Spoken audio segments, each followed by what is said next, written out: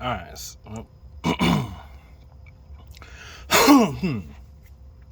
Okay, so we got a return on a DSi Action Replay. I figured we'd use this as a learning opportunity to troubleshoot it, see what's going on with it. So let's open her up, see what we got. Make sure I don't show any information. That's the return info there. We got the Action Replay, very well packaged. Look at that.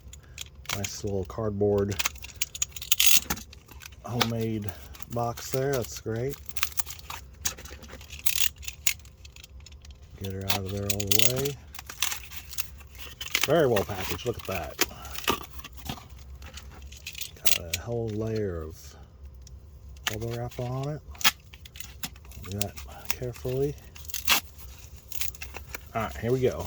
The DSi Action Replay. I'm sure this is the same one. I mean, I knew it had some wear there, and then yeah, see, it's actually, this one wasn't perfect to begin with. It is missing one of the little plastic pins there, which doesn't mean it won't work. That typically does, I mean, all it does is it aligns the pins in the DS so that they contact the right pad and don't cross over to another one. It does mean that the game has to be in there perfectly for it to read, whereas if it had that piece in there, it might have a little more leeway side to side. But anyway, we got my only DS here is this pretty well worn one, but it works. And then I'm going to use the Thrillville game, which I thought this was a good opportunity because this Thrillville game also, when I just popped it in, didn't want to read right away. We'll see if it does here. Yeah, see, it's not reading here. So first thing I would do, give her one of these, good old in and out. You can't really be too terribly hard on it. Make sure whenever it's stopping, it's not coming out any. So I would say 9 times out of 10 that does it, but sometimes you got to clean them up. Hey, that did it. That did it. Very nice. Okay. So I was gonna give her a little brush, but doesn't really need it. You see, sometimes they don't read first. Really depends on the quality of your DS. You got 2 factors here, you know, the pads on these and then also the pins on the DS, but usually it's the DS itself that's going to be, you know, causing more trouble if it's got any sort of wear on it. When you're using one of these though, you got 4 things going on there. You got the pins on the DS, you got these pins, then it has its own slots, so you got those pins and there. So you got basically 4 contact points that all have to be making contact. So these do tend to be problematic. And this one probably a little more worn than most. So I don't expect it to work first try. We'll give her a shot here. Give her old in and out. Make sure we got that going in the right way. These also, these don't read if you don't have a game cartridge in them. So that's the thing, is if you are just trying to get the thing to work, you have to have a cartridge in it. It has to have a good contact between the DS Action Replay and the cartridge, and the Action Replay and the DS console. So you got 2 things going on there. Let's see if we get lucky. Hey, we got lucky that time. I honestly didn't expect it to work first time. I think the main factor is hitting it a bunch of times. I mean, I don't know if it, I think there's a couple things going on there. You're adding friction, which is gonna, you know, wipe over, you know, away any sort of little corrosion you might see. I think there's actually a heat aspect to that too. You know, you're adding just a little bit of a heat to the whole system, which I think makes everything fit together a little better. Maybe I'm crazy, but let's see. How do I just run it? Unknown game inserted. I don't think this one might not have any codes on it. Thought it did. Codes. Maybe you gotta have the right code or right game.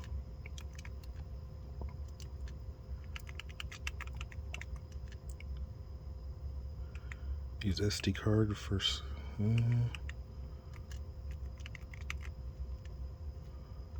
Okay. Yeah, maybe they won't play.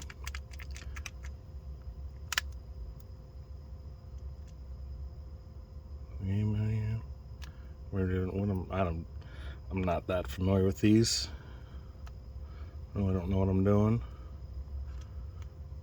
Let me shut her off, turn her back on here real quick.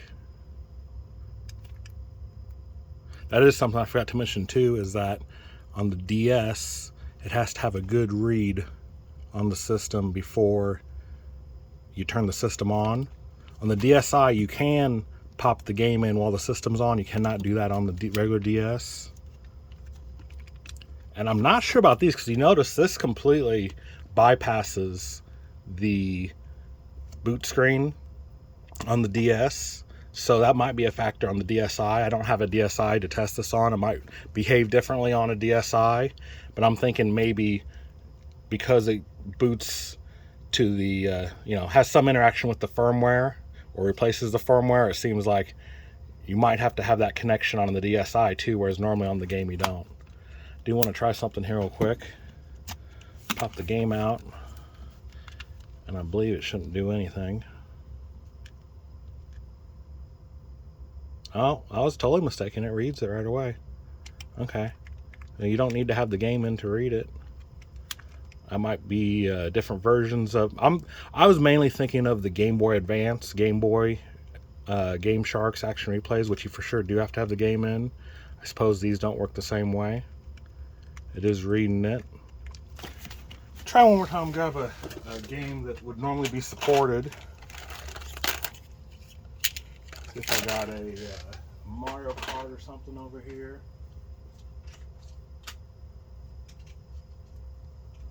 I don't know, Lego Indiana Jones. That's a common enough game. You would think might have a code on it associated.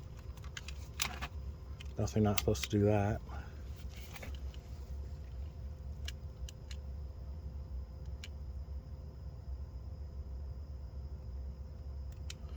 Okay, I was gonna say same thing. Okay, unknown game inserted. And is that the... I wonder if that's the code. It sure is. That's interesting. See that BLJE? That's reading that's the identifier of the game, so that's showing it right there. So this doesn't have any codes loaded on it. So I was gonna say unknown game for anything you put in here. But it is reading the game. It seems like I kind of push it in and out there. I think maybe the action replay is a little more forgiving than a game as far as being able to unplug it. Well, see, it's unplugged all together. So it's loaded the firmware there, and you can unplug it all the way, I guess. I don't know. If there's an issue, if you try to boot the game, you would have to load codes on here before. Well, it's reading the game there. Check that out. If I switch it with the Thrillville, it should read YTVE. Give that a shot. Yeah, YTVE, reading it. So it's reading the games, loaned to the system. It's the person that returned this was using a DSi. I'm using a standard DS here, so it could be. It's entirely possible this has some issues with DSIs. I'll have to try to find a DSi to test it with, but thought I would show it working, and mainly wanted to describe troubleshooting it and how typically popping her in and out a bunch, really, other than making sure the contacts are clean, tends to be the main way to get it to work. I think I borked it this time. Definitely not supposed to pop it in and out while you're got it on. Yep, we borked her. All right, well, thanks for watching.